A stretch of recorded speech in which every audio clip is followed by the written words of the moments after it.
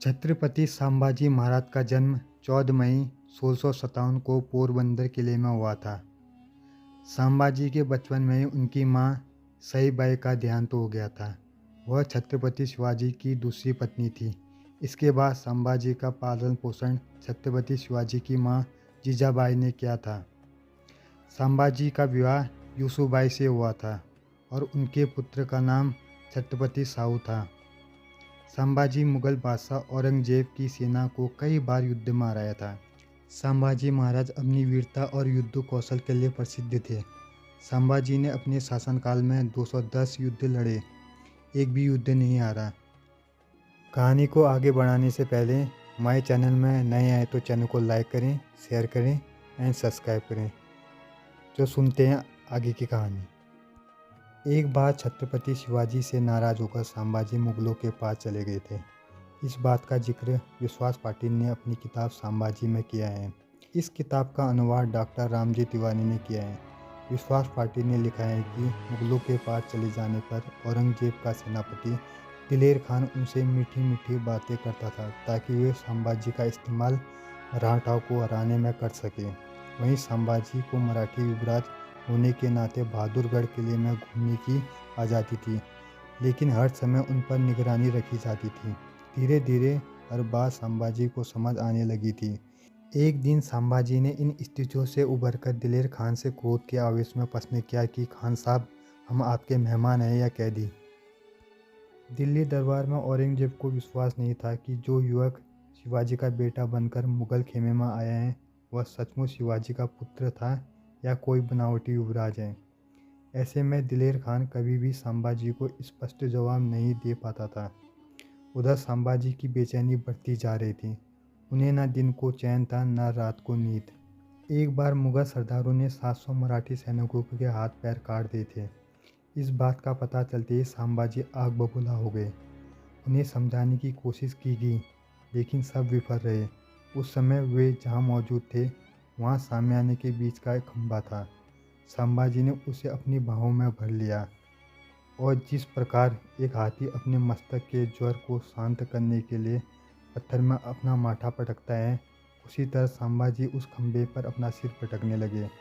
आंखों से लगातार आंसू गिरते रहे और पूछते रहे और उन्हें पश्चाताप हो गया कि उन्होंने बहुत बड़ी गलती कर दी है। इसके बाद योजना बनाकर संभाजी दिलेर खान को चकमा देकर वहां से भागने में कामयाब रहे। पनाला किले पर छत्रपति शिवाजी से मुलाकात के बाद पहले दिन जब संभाजी दरबार में जाने लगे तो छत्रपति शिवाजी स्वयं उन्हें तैयार किया। अंत में उन्होंने उनके मस्तक पर केसर चंदन का टीका लगाया। संभाजी के मन में जो गलानी का भाव था उसे छत्रपति शिवाजी ने अपने व्यवहार से दूर कर दिया था। संभाजी महाराज का औरंगजेब की छल कपट नीति से जो बचपन से वास्ता पड़ा था वह जीवन भर अंत तक बना रहा। छत्रपति शिवाजी की रक्षा नीति के अनुसार उनके एक किले को जीतने के लिए मुगलों में कम से कम 1 वर्ष तक जूझना पड़ता था। ऐसे में औरंगजेब जानता था कि इस हिसाब से तो सभी किले जीतने में 360 वर्ष लग जाएंगे। छत्रपति शिवाजी के बाद संभाजी महाराज की वीरता भी औरंगजेब के लिए मुसीबत बनी हुई थी। उनका रामसेज का किला औरंगजेब को लगातार 5 वर्षों तक टक्कर देता रहा।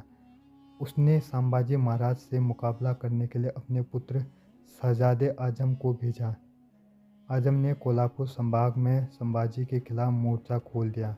संभाजी ने आजम की सेना को हरा दिया। ऐसे में औरंगजेब पहले से ज़्यादा हताश हो गया। संभाजी को हराने के लिए उसने एक बड़ी फौज तैनात कर दी। मराठाओं के हौसले और गुरिल्ला युद्ध के कारण मुगल सेना हर बार विफल होती रही। औरंगजेब ने बार बार पराजय के बाद संभाजी महाराज से युद्ध जारी रखा।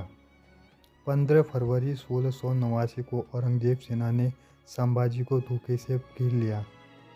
इसके बाद कवि कलेश, जो कि संभाजी के सलाहकार थे, और संभाजी को जब दीवानी खास में औरंगजेब के सामने पेश किया गया, जिस औरंगजेब के सामने कोई नज़र मिला के देखने की हिम्मत नहीं करता था, उनके सामने संभाजी नज़र से नज़र मिलाते रहे। औरंगजेब का आज तक किसी ने ऐसा अपमान नहीं किया था।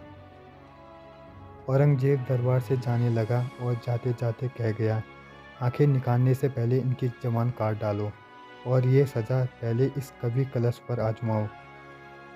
उसको लगा कि कवि कलश को ऐसी यातनाएं देने से संभाजी डर जाएंगे और इस्लाम कबूल कर लेंगे, पर ऐसा नहीं हुआ। कविराज की पहले जबान काटी गई, फिर उनकी आंखें निकाली गई। यही सज़ा फिर संभाजी को दी गई।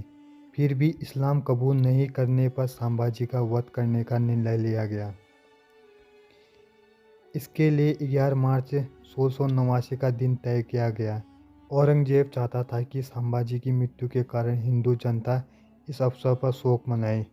औरंगजेब ने छल से संभाजी महाराज को पकड़कर उनका वध करवा लिया, लेकिन वह चाहकर भी कभी जिंदगी भर संभाजी को पराजित नहीं कर पाया। वीडियो अच्छी लगी तो वीडियो को लाइक करें, शेयर करें एंड सब्सक्राइब करें। मिलते हैं नेक्स्ट कहानी में।